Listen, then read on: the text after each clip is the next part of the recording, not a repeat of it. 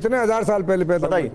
नहीं, पहले तो आप ये बताओ, आप इस बात को मानते हो कि नहीं कि भगवान श्री कृष्ण पैदा हुए? बिल्कुल, जब दुनिया में आए तो पैदा हुए। नहीं हुए कि नहीं? हाँ बिल्कुल पैदा। आपसे पूछा ही नहीं, आप क्यों बोलते हो बीच में भाई? अभी मैं हाथ जोड़ रहा हूँ, जब तक सामने थोड़े पैदा हुए उनसे वो तो मान रहे हैं, वो तो मान रहे हैं। एक मिनट देखिए, प्रॉब्लम यह है कि जब आप बोलते हैं तो मैं नहीं बोल रहा हूँ, और जब वो मुझसे पूछ रहे हैं तो मुझे जवाब देना ही पड़ेगा। हाँ प्लीज। अब प्रश्न भी मुझसे ही संबंधित है कि भगवान श्री कृष्ण आए कि नहीं आए, आए तो कितने साल पहले आए? क्या सवाल, आए थे लेकिन कितने हजार साल पहले आए वो जब सब मैं अभी बताऊंगा। अरे मैं ही बताऊंगा, मुझसे ही संबंधित है क्वेश्चन। जी जी बिल्कुल। आप ये बात मानते हैं कि नहीं कि भगवान श्री कृष्ण प्रकट हुए? मानते? आप अपनी बात कही। अरे मुझे आप बताओ, सही प्रकट हुए कि नहीं? आप कह रहे हैं पैदा हुए प्रकट हुए, दो चीजें हो गई ना, पैदा होना प्रकट होना दोनों अलग अलग। मैं बताता हूं, भगवान कभी पैदा नहीं होते, भगवान हमेशा प्रकट होते हैं। भगवान श्री कृष्ण कंस की कारागार में अष्टभुजा रूप में वहां पर प्रकट हुए, देवकी वसुदेव के सामने प्रकट हुए हैं, और 5,500 वर्ष पहले प्रकट हुए, द्वापर युग के अंत में प्रकट हुए। अभी कलयुग चल रहा है, कलयुग का प्रथम चरण चल रहा है, और प्रथम चरण से पूर्व में जब द्वापर युग एंड होने वाला था, तब भगवान श्री कृष्ण 5,500 वर्ष पहले प्रकट हुए, देवकी के सामने, वसुदेव के सामने चतुर्भुजी रूप में प्रकट हुए। और जहां आज आपकी ईदगाह है, वही कंस का वो कारागार था जहां देवकी और वसुदेव को रखा गया था। ये सिर्फ आपकी काल्पनिक और आस्था की बात है। मेरी बात सुनिए, मैं आपको प्रमाण दे रहा हूं। इनकी आस्था है, इनकी आस्था मैं आस्था की आस्था है, आपकी आस्था मानना है, लेकिन पेपर के एतबार से हिस्टोरिकल 2,500 साल पहले कापी पेपर तैयार हुआ, तो 5,500 साल की खबर आप पर कैसे आई? मेरी बात सुनो, देखो बीच में मत छोड़ो, इनको बीच में मत छोड़ो, नहीं तो मेरी बात रह जाएगी। आपने कभी भागवत का अध्ययन किया है? भागवत पढ़ी आपने कभी? नहीं पढ़ी।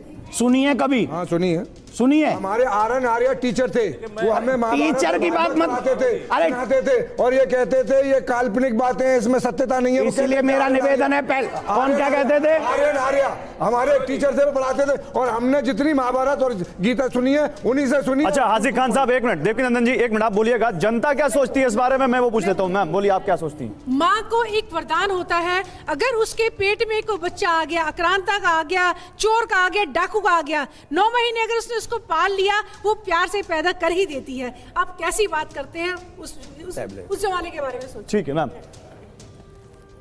वो तो कह रहे हैं मस्जिद अक्सा पर तो आपकी श्रद्धा है, मस्जिद अक्सा को तो आप मानते हैं, आप तो यहाँ नहीं रहते हैं और हमारे धन के बारे में प्रश्न उठाते हैं। हम नहीं मानते मस्जिद अक्सा को, हम नहीं, आप इनको या आपको खा जाएंगे। मस्जिद हम तो कानून को मानते हैं, झगड़ा चल रहा है। ठीक, एक मिनट, भारतीय संविधान।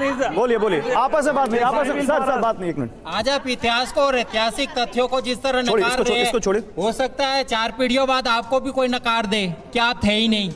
ठीक है, चलिए। ऑब्वियस है। क्या सवाल। एक मिनट, कामरान साहब आप बोल रहे थे, क्या बोल रहे थे आप कि आप अक्सा मस्जिद को नहीं मानते? यहाँ पे बहुत सारे, मैं वोटिंग करा लूंगा, वो कह देंगे कि तब आप, मतलब ये मैं आई एम मतलब ओवर हियर, मैं यहाँ पर जो है एक कानून के ज्ञाता होने के नाते आया हूँ। मंदिर और मस्जिद मेरे लिए इस वक्त कुछ भी नहीं है, मुझे जो है संविधान और कानून की जो है कहते हैं इस वक्त हिफाजत करनी है। ठीक है, यहाँ पर जो डिस्कशन चल रहा है वो इतिहास को, कानून को, आस्था को, सबको मिला दिया गया है। इतिहास जो है वो आस्था जो है वो इतिहास नहीं हो सकती, जो इतिहास है वो कानून नहीं हो सकता।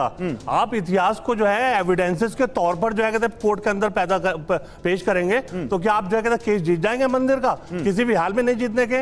आप जो है बाबरी मस्जिद को केस नहीं जीत पाए। एक मिनट,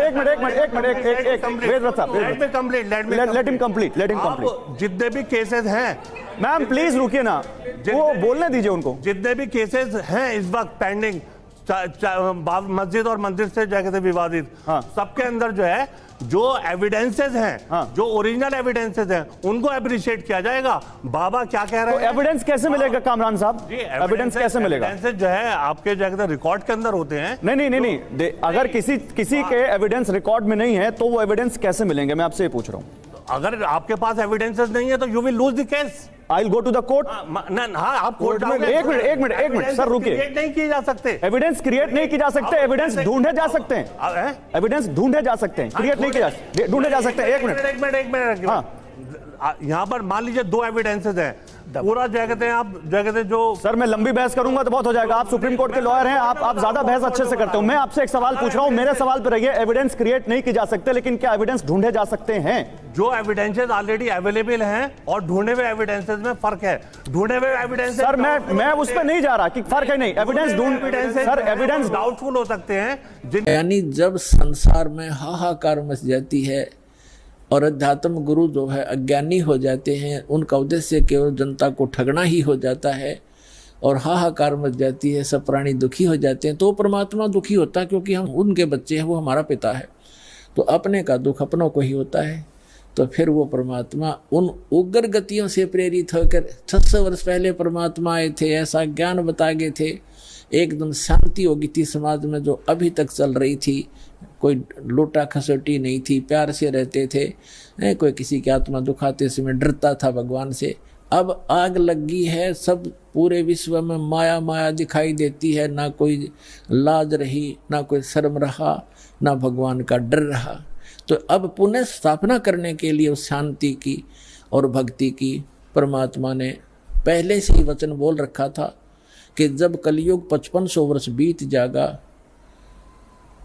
तब मैं अपना दास भेजूंगा, उसको पूर्ण ज्ञान दूंगा। वैसे तो भगवान ने कहा था मैं स्वयं आऊँगा 12वें पंथ में, गरीब दास वाले पंथ में। परमात्मा नहीं आए तो दास को भेज दिया, वो कंप्लीट स्पिरिचुअल नॉलेज और पूरी पावर देकर, उस परमात्मा ने अपनी पावर देकर।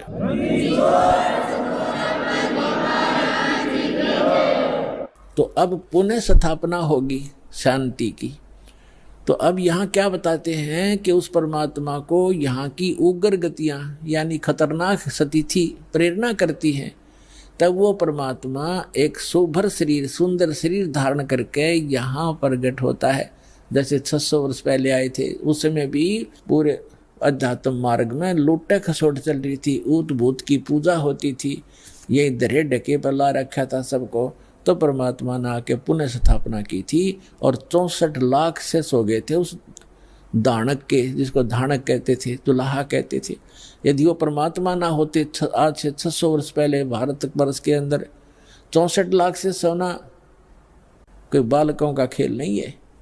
और सबको परमात्मा ने भक्ति से चार्ज किया, उनको सुख दिया, उनके आने वाले बच्चे उनके घर में जन्म लिया, वो अच्छी आत्माएं हुई। तो अभी तक चल रहा था, हमारे समाज में शांति बनी हुई थी।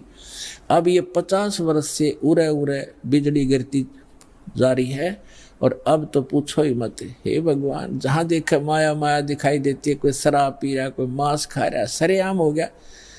और कैसा हाहाकार, कोई सुल्फा पी रहा है, कोई बीड़ी पी रहा है, पूरा मानव दूषित और वातावरण दूषित हो गया।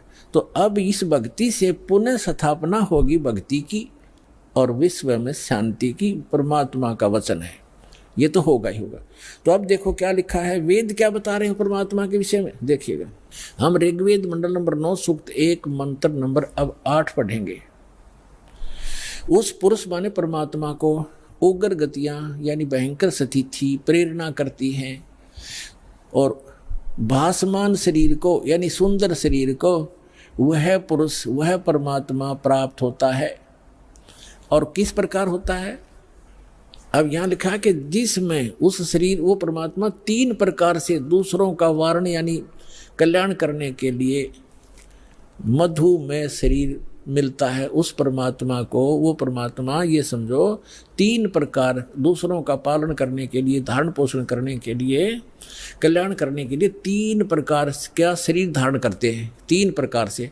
एक प्रकार का तो आपको बता दिया कि परमात्मा ऊपर रहते हैं, वहाँ उनके शरीर की शोभा मनुष्य दृश्य है, राजा के समान दिखाई देते हैं, सिर पे मुकुट है, छत्र है और तख्त पर बैठे हैं सिंहासन पर। और उनके एक रोमकूप में करोड़ सूर्य करोड़ चंद्रमा मिला दे, ऐसी रोशनी है उस परमात्मा के एक रोमकूप की। बाकी शरीर की कितनी होगी अंदाजा लगाया जा सकता है। और फिर वो परमात्मा दूसरी स्थिति में जब आता है, एक नवजात शिशु का रूप धारण करता है, तो दूसरी स्थिति बताई जा रही है। देखिएगा, इसमें लिखा है कि अभी इमम अधन्या उत्सनंती धेनव, धेनो माने गाय, शिशु माने बालक रूपधारी, सो माने परमात्मा, इंद्राय पातवे, इसका अर्थ है इमम माने उस, सोम माने परमात्मा, पुरुष माने परमात्मा को, पुरुष माने परमात्मा, क्योंकि इन्होंने यहाँ सोम माने परमात्मा होता है। ये देखिए शुरू में इसी सूक्त के प्रथम मंत्र में सोम शब्द है। ऋग्वेद मंडल नंबर 9 सूक्त 1 मंत्र 1 में, इस 1 में ये सोम शब्द है। सोम, सोम माने परमात्मन। तो यहाँ अब हम यहाँ भी सोम लेंगे। ऋग्वेद मंडल नंबर 9 सूक्त 1 मंत्र 9 में सोम शब्द है। सोम, उस परमात्मन को, उस परमात्मन को, उस पर पुरुष को, परमात्मा को जो शिशु रूप धारण करके आता है कुमार अवस्था में यानी बाल्य अवस्था में। अभी अधन्या, अधन्या माने अहिंसन, ये लिख दिया इन्होंने। अध्य माने अभी माने पूर्ण रूप से, सब प्रकार से। अधन्या माने बिना धनाई, धेनो माने गौवे। हमारे यहाँ क्षेत्र में हरियाणा के अंदर जो गायें नए दूध नहीं होती, गर्भ धारण नहीं किया जिसने, उसको ये कहते हैं ये बिना धनाई है, अधन्या। क्योंकि ये कुछ शब्द हमारी लैंग्वेज में संस्कृत के, कुछ पंजाबी के, कुछ वैसे अन्य भाषाओं का भी समावेश है। जैसे अब इंग्लिश वर्ड भी गढ़े हो गए शब्द हमारी भाषा में, ऐसे पहले से हमारे कुछ शब्द मिले हुए हैं भाषा में। तो हम अधन्या माने बिना धनाई, अभी अधन्या पूर्ण रूप से यानी कंवारी, धेनो माने गौवे। उस परमात्मा की जो शिशु रूप धारण करके जब आता है, उनके परवरिश की लीला कंवारी गायों के द्वारा होती है, ये वेद बताते हैं।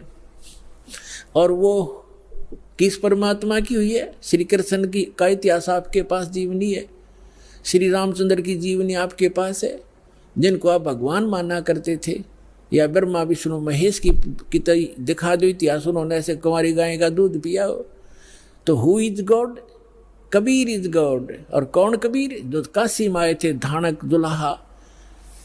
अब देखो हम ये पढ़ रहे हैं ऋग्वेद मंडल नंबर 9 सूक्त 1 मंत्र 9 में, उस परमेश्वर को शिशुम, जो शिशु रूप धारण करके आता है, अभी अधन्या, इसको हम पढ़ेंगे कंवारी, अभी अधन्या कंवारी, धेनो माने गौवे, गायें तृप्त करती हैं, उसका पालन करती हैं।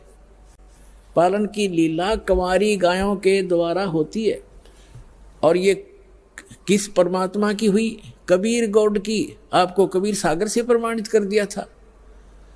और जिन महापुरुषों ने परमात्मा मिले और सचखंड लेकर गए, जिनको परमात्मा मिला, उनमें कौन कौन है? आदरणीय धर्मदास साहिब जी, आदरणीय मुलुकदास साहिब जी, आदरणीय नानक साहिब जी, आदरणीय दादू साहिब जी, आदरणीय गरीबदास साहिब जी, गांव छुरानी, जिला झज्जर, हरियाणा वाले, आदरणीय श्री गीसादास साहिब जी, गांव खेखड़ा, जिला मेरठ, उत्तर प्रदेश वाले, और आदरणीय स्वामी रामानंद जी जो ब्राह्मण थे, 104 वर्ष के हो गए थे, परमात्मा उसमें 5 वर्ष के थे। 99 वर्ष की एज के अंदर डिफरेंस था। कबीर साहब 4 वर्ष की लीला में शरीर में थे जब शिशु रूप धारण करके प्रकट हुए थी, और 104 वर्ष के उस विद्वान पुरुष के छक्के छुड़ा दिए परमात्मा ने ज्ञान के अंदर। तब उसने कहा था कि मैं जब मानूंगा, मैं अंदर समाधि लगाता हूँ, मैं समाधि में आपके दर्शन कर लूँ। तो परमात्मा ने समाधि लगवाई उसकी, फिर लेके गए ऊपर सचखंड में। वो वहाँ देखा वास्तविक एक काल ने धोखा देने के लिए यहाँ पर स्वर्ग बना रखे, और यहाँ की 4 मुक्तियां बता रखी हैं। चारों मुक्ति भी का भी समय सीमित है। ब्रह्मलोक में गए हुए प्राणी भी वापस जन्म मृत्यु में आते हैं, और केवल उस अमर लोक में शाश्वत स्थान में गए हुए प्राणी फिर कभी लौट कर संसार में नहीं आते। तो उसकी नकल करवा रखी इस काल ने। नकली सतलोक, अलखलोक, अगम और अकय लोक, अनामी लोक तक की रचना ब्रह्मलोक में करवा रखी है इसने, ताकि ये जीव भ्रमित होकर मेरे जाल में फंसे रहे। अब समर्थ आते हैं, उनका ज्ञान समर्थ होता है, उनका काम भी समर्थ होता है, उनकी हर गति समर्थ होती है। तो उस परमात्मा का ज्ञान अनमोल है, उसमें कोई त्रुटि नहीं है, और उनकी जो भक्ति विधि वो भी कंप्लीट है। और साधक भी यदि श्रद्धा से करेगा तो वो भी पूर्ण लाभ प्राप्त कर सकता है।